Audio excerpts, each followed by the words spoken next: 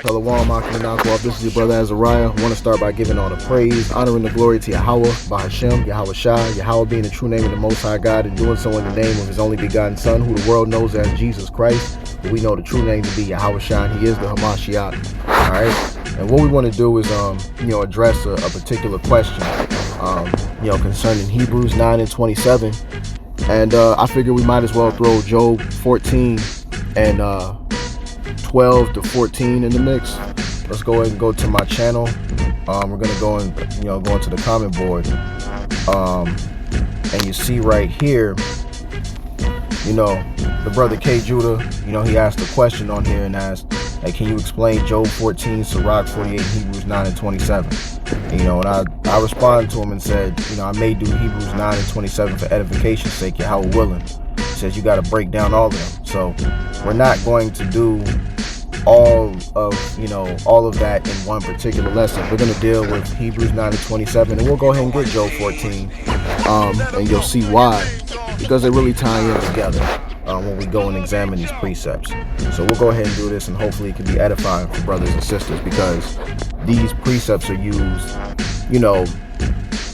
to when people have a problem with reincarnation, or whether they don't understand it or they think it's biblical, they'll use this to kind of say, okay, well look, this can't be talking about it. Let's go ahead and read it. Hebrews 9 and 27. And as it is appointed unto men once to die, but after this the judgment.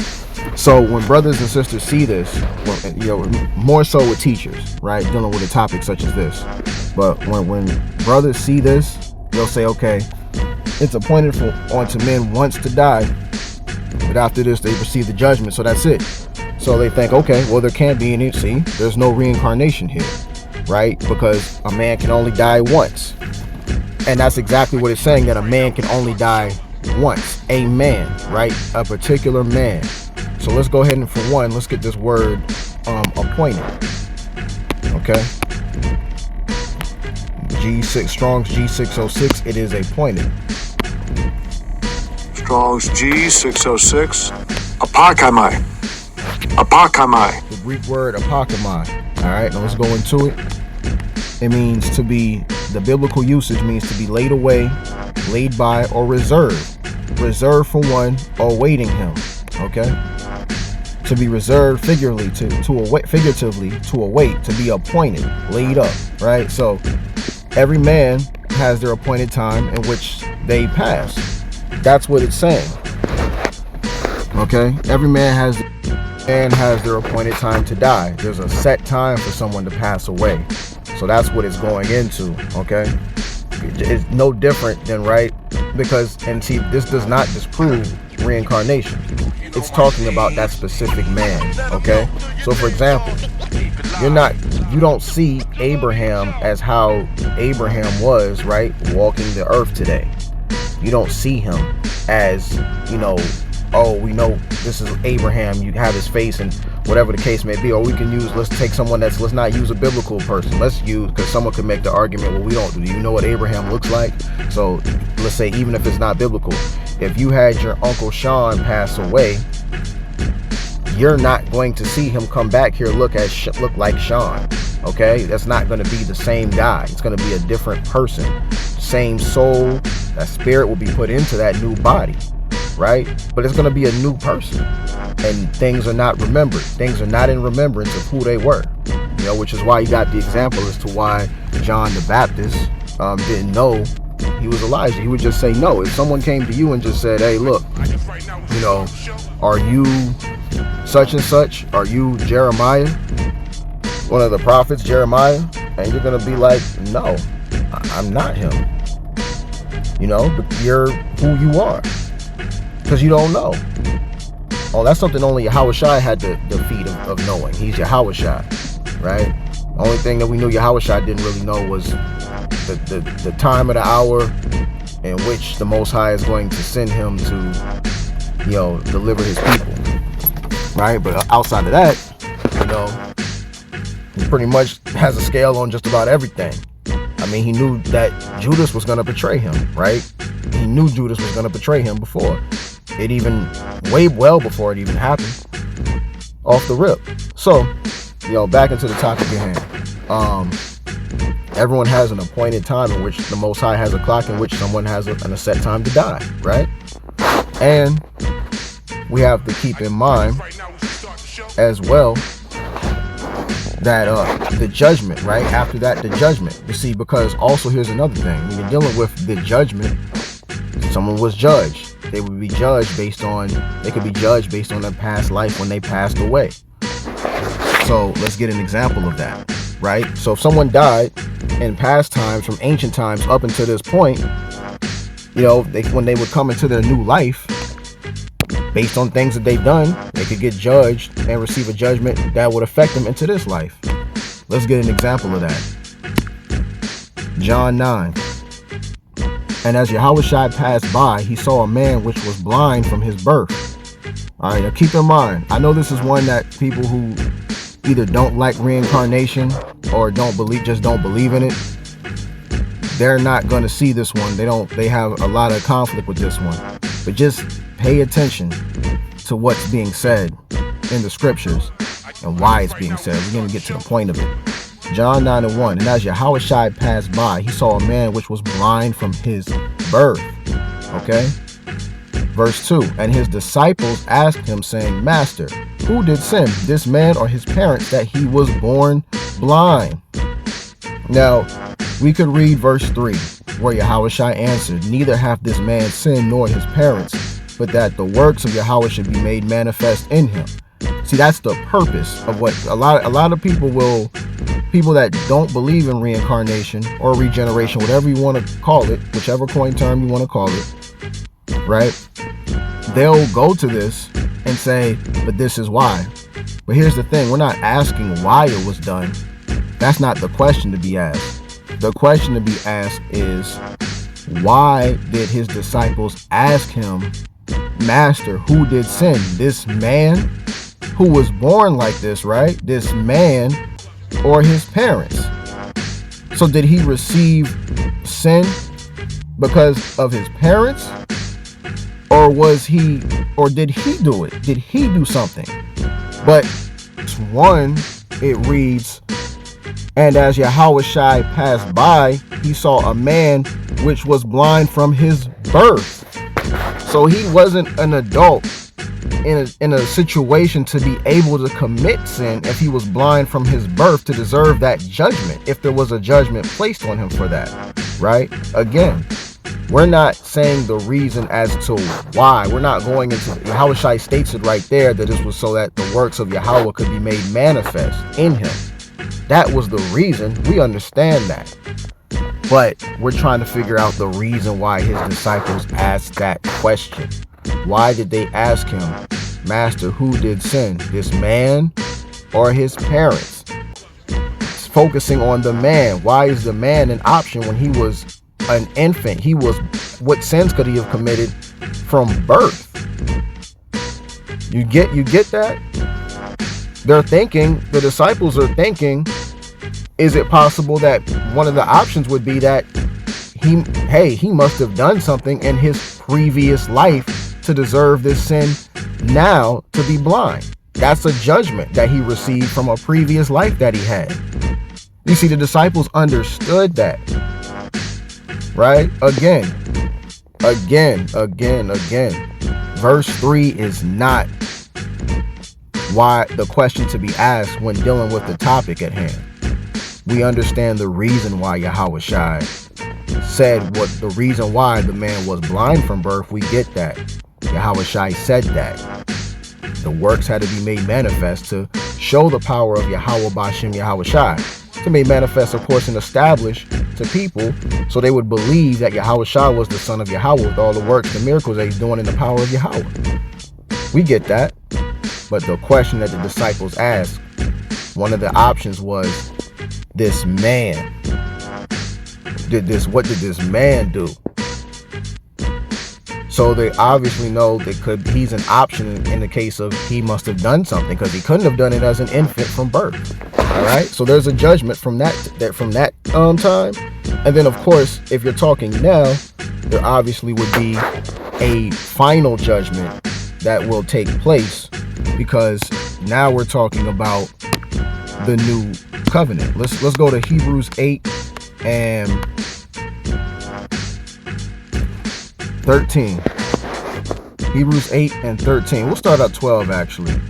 For I will be merciful to their unrighteousness, and their sins and their iniquities will I remember no more. In that he saith, a new covenant he hath made, the first old. Now that which decayeth and waxeth old is ready to vanish away. So the final judgment is going to take place for those that are deemed unrighteous in the Most High's eyes, those who are not his children, those who are not written in the book of life. That punishment will be made, and there will be actually the second death. Okay, now let's go to the book now. So let's go back to the book of let's go to the book of Job. Actually, we're going to go over to the book of Job, chapter 14, right? Because it's basically saying the same thing. Job 14 and 12. So man lieth down and riseth not, till the heavens be no more, they shall not awake, nor be raised out of their sleep.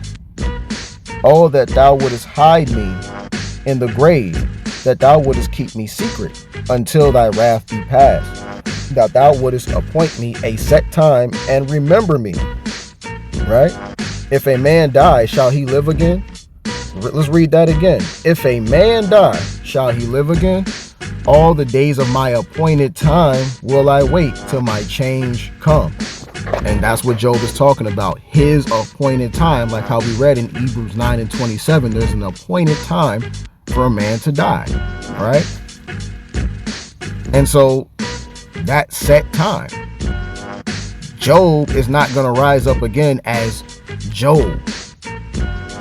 People in the Bible,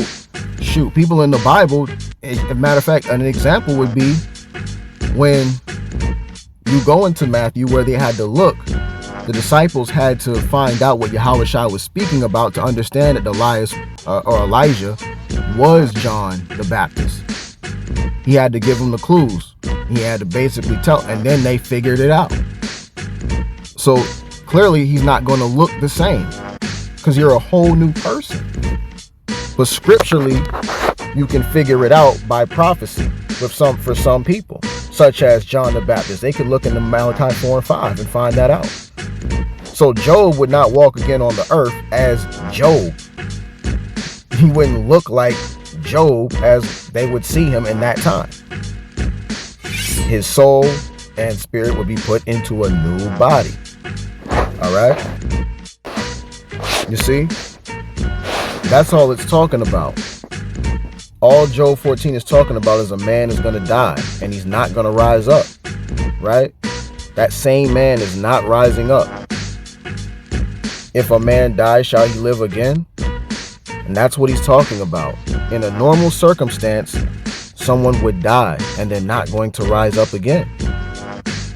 Their soul would go into Sheol and their spirit would go up with the Most High. All right. So let's go over to the book of Ecclesiastes, chapter 3. See, there's an appointed time and place for everything. Ecclesiastes 3 and 1. To everything there is a season, and a time to every purpose under the heaven. A time to be born, and watch this, a time to die. I'll read it again. A time to be born and a time to die. So there is an appointed time for everything. Everything has its place. All right, the Most High has it already organized.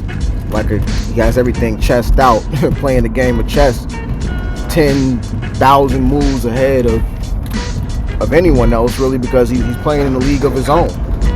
No one's on his level, right? So he sets up everything. Everything is what predestinated at the end of the day, right? Let's go to the book of Acts, chapter 17. And we're going to go to verse 31. We'll start at 30. Acts 17 and 30. And the times of this ignorance Yahawaah winked at, but now commandeth all men everywhere to repent. because he hath appointed a day in the which he will judge the world in righteousness by that man whom he hath ordained, whereof he hath given assurance unto all men, in that he hath raised him from the dead. All right. And then, because, Paul's over here dealing with, trying to convince, he's talking to the, some of these Sadducees when these guys are mocking the resurrection. And that leads to another point. All right. That leads to another point. See, check this out. If we're taking Job 14 and Hebrews 9 and 27 at face value, saying that, hey, look, a soul is not, or any of the scriptures that relate to those, saying that a soul is not going to come up again. The spirit will never return to that man. That man will never rise up. And we're saying that just emphatically that, we're using that against reincarnation. Well, you would have to be consistent. You would have to apply that to the resurrection as well. Oh, see, now we have a problem. Right? This is what the Sadducees did. So when they heard of the resurrection of the dead, some mocked, and others said, we will hear thee again of this matter. See, it applies to the resurrection of the dead as well. If you're going to say it can't be done with the Most High taking a man and bringing him back into a new body, right? It would mean the same thing, Akim and Nakwal. We have to apply Salakia, that same logic. All right? Let's get to the book of let's go back to the book of Hebrews, chapter 9 again, and verse 27. Let's read to 28. And as it is appointed on the men once to die, but at once it's appointed for them to die once to die. But after this, the judgment.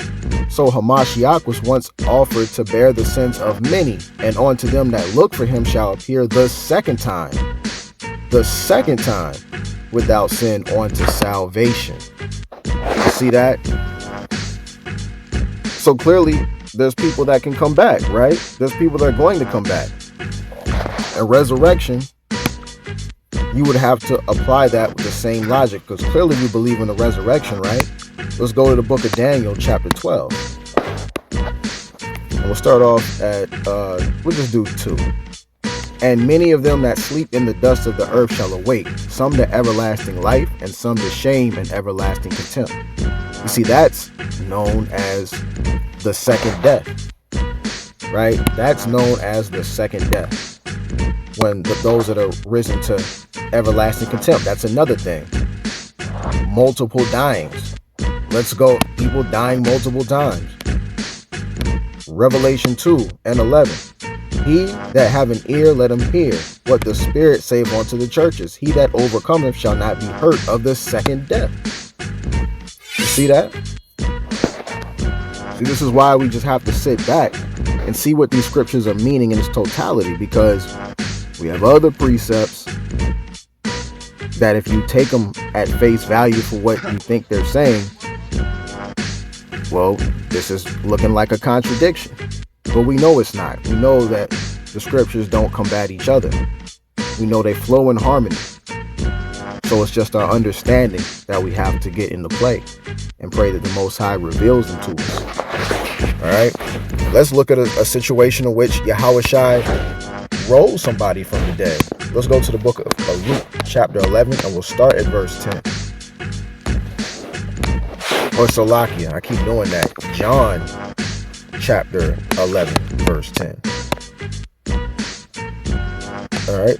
But if a man walk in the night, he stumbleth because there is no light in him. These things said he. And after that he saith unto them, our friend Lazarus sleepeth, but I go that I may awake him out of sleep. Then said his disciples, Lord, if he sleep, he shall do well. Howbeit Yahawashi spake of his death. But they thought that he had spoken of taking of rest in sleep. Then said Yahawashi unto them plainly, Lazarus is dead, and I am glad for your sakes that I was not there, to the intent ye may believe. Nevertheless, let us go on to him. All right. So Lazarus is dead, but Yahawashi is happy because, once again, something ordained or appointed for them. It was appointed for Lazarus to die. But now we're going to see what the reason why this was appointed. And the Most High wants to use which Yahawashi already knows this, because he basically knows it all, except for what, when the Most High is going to send him down to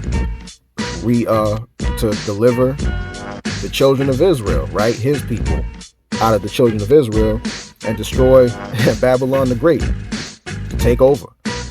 All right. So let's go down.